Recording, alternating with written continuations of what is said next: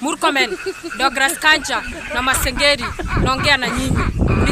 Mlisikiza kwa makini. Nimesema hivi, maandamano next, mtutumie wanajeshi.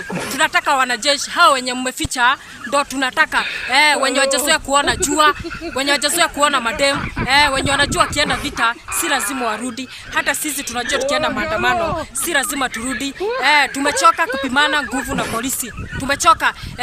Inawezekanaje siku ya maandamano polisi wanafika saa 12 hata kabla tujafika tunapata kama wamejipanga. Sijui kama ni woga ama ni nini, na wanaanza kufiatua risasi.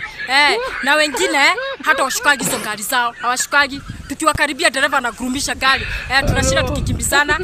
Wanaenda ikona na sisi ikona. Hivyo kutoka asubuhi hadi jioni. Na wengine tukiwakaribia sana na mawe, wanatokaga siaka. Wakisemaga yes sir, mkubwa amesema. Hivyo ndivyo wako. Si mimi ninakwambia.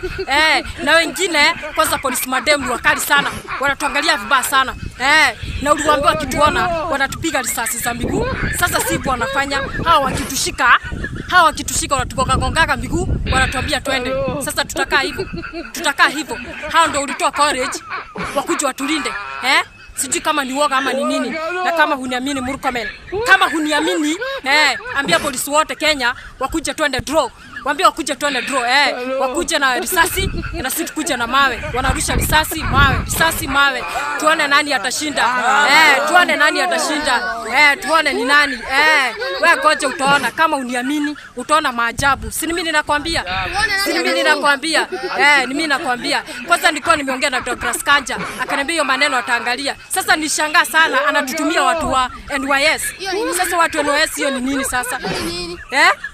Hiyo ni nini sasa? Anataka tumalize watoto wenyewe na mawe. Si mimi ninakwambia. Ni hivyo. Na nimeenda na tuko wengi. Simuona hapa. Tuko wengi.